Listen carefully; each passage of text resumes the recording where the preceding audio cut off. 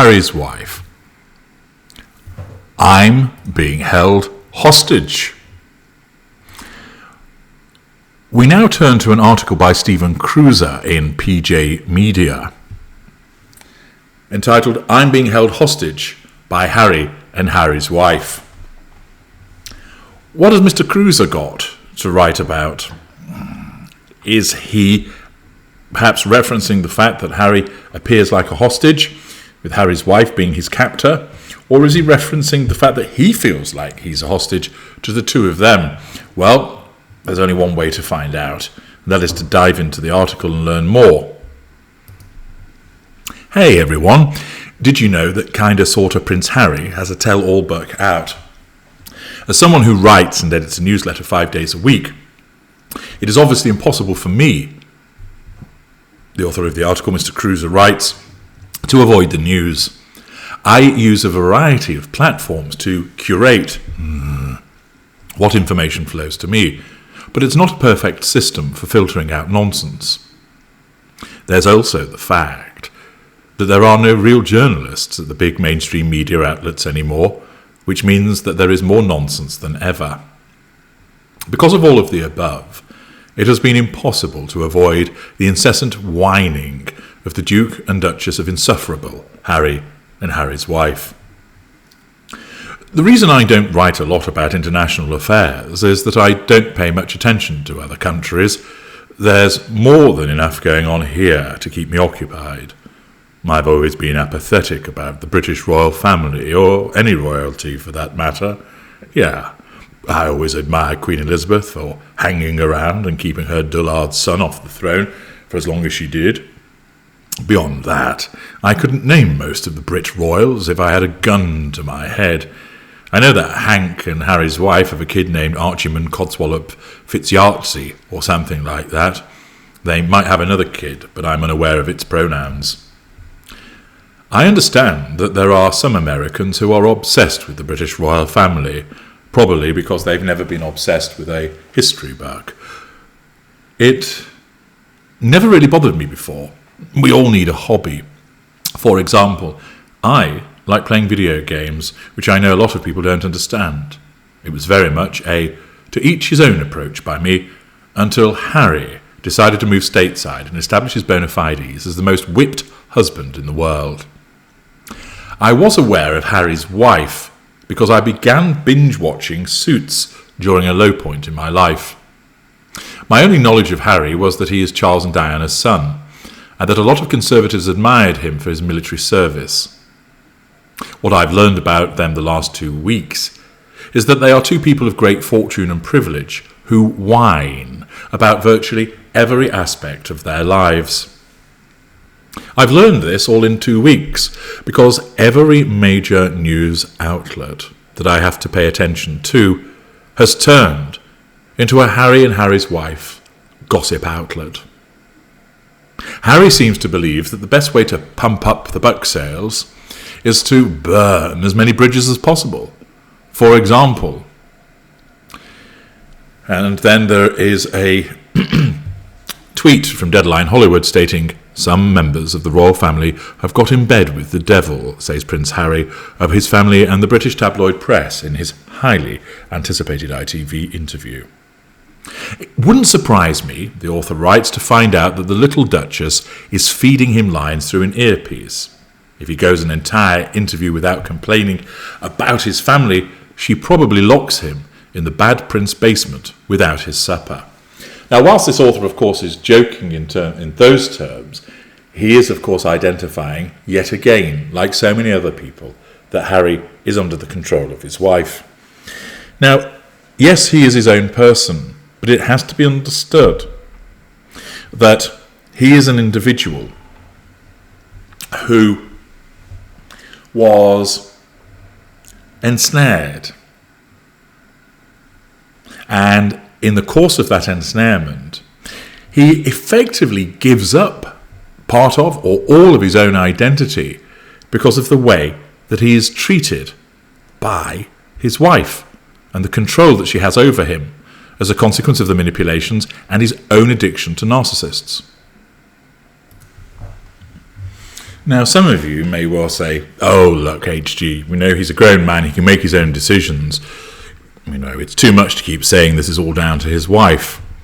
But that is demonstrative of not fully understanding the grip that a narcissist can have over a victim.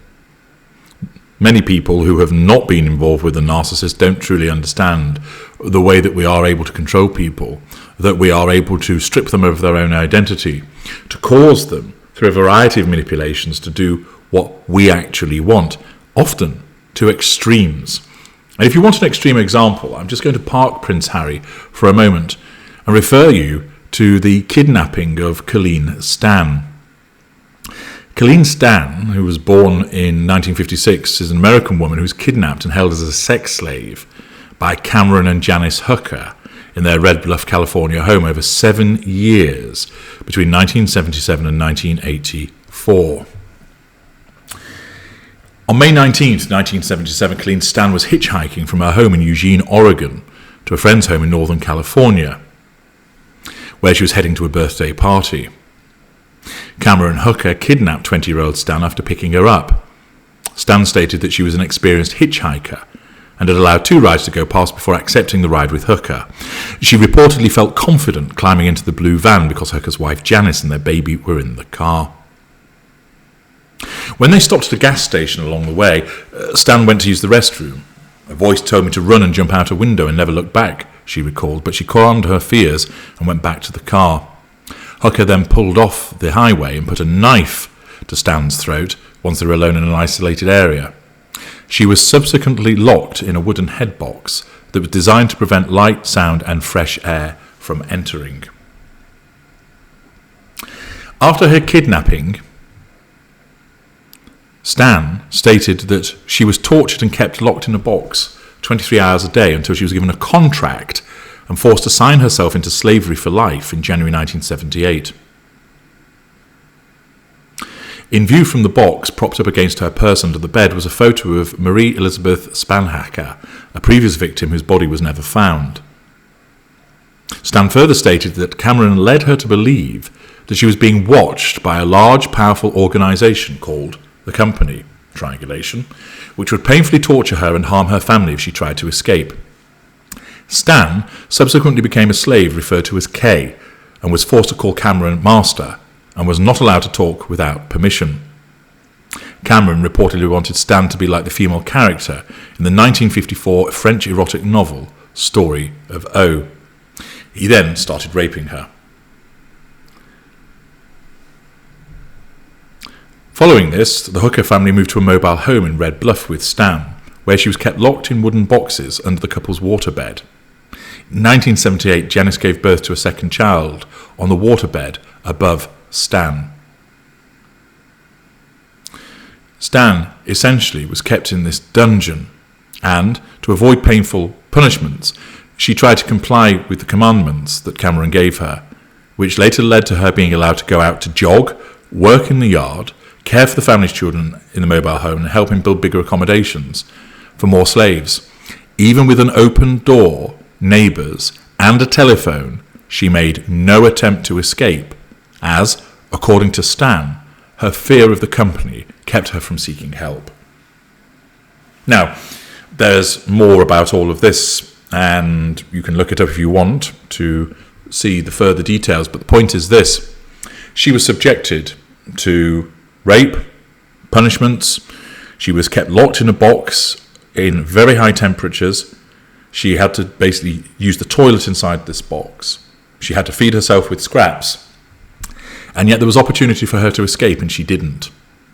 She basically became an automaton. Now, this, of course, is an extreme example, but the point I'm making is that those that might look at Prince Harry and think, well, he can make decisions in all of this, he is, in effect, an automaton as a consequence of the manipulations that he's been subjected to, the exacerbation of the trauma that he's experienced, and his own emotional thinking. It might not be as extreme as the Cameron Stan example that I've just referred you to, but I'm driving the point home that Harry, all of these things, in a way, no sane individual would be going through them. It's like he's taking leave of his senses. and there'll be many people who are listening to me who've been involved with a narcissist who will agree that when they look back, clear from the fog, they wonder who they were, who they became. They won't recognise who that individual is. Returning to the article, the union of British noble entitlement and Hollywood shallowness has been even more awful than one might have imagined. It's like throwing two dirty cat litter boxes together. Their royal uselessnesses are running for every camera they can find to talk about wanting to keep their family out of the spotlight. Because we live in an age of stupid leftist emotion, these poor little rich kids are working earnestly to brand themselves as victims. Our never-curious fake journalist class doesn't see any reason to question the mind-numbing absurdity of the premise. Personally, I would love to hear about the horrors of living in luxury and never having to pay for it. The kid's granddad lives in a palace. There's free food and servants everywhere they turn. Why? It's positively Dickensian, isn't it? What would be great is if these two tedious nits would be serious about staying out of the spotlight. They're both obvious attention you-know-whats. I know because I'm one too, I admit it. However, the worst kind of attention seeker is the one who insists that he or she isn't. They will no doubt keep resurfacing like cockroaches in an apartment building. Someone explained to Harry what that is. That can never be gotten rid of.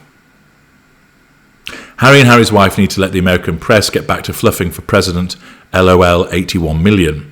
It's unfair that our reporters have to simp for Prince Fussybottom and his American emasculator. And please, European nobility, get back to being good little royals and start marrying your cousins again. All of this, of course, is a piss take of the sensation of being held hostage, but it does enable us to demonstrate that, first of all, it does for many people feel like they're being held hostage to the massive tsunami of information about Harry and Harry's wife that's being pumped out as a consequence of Spare. And furthermore, the way that Harry is indeed a hostage to Harry's wife because of the way that her manipulations have a hold over him and the way that he can't see what's going on. Bizarre as it may seem to many people, he is a captor. I beg your pardon, he's a captive as a consequence of his own addiction to narcissists. I'm H.G. Tudor. Thank you for listening.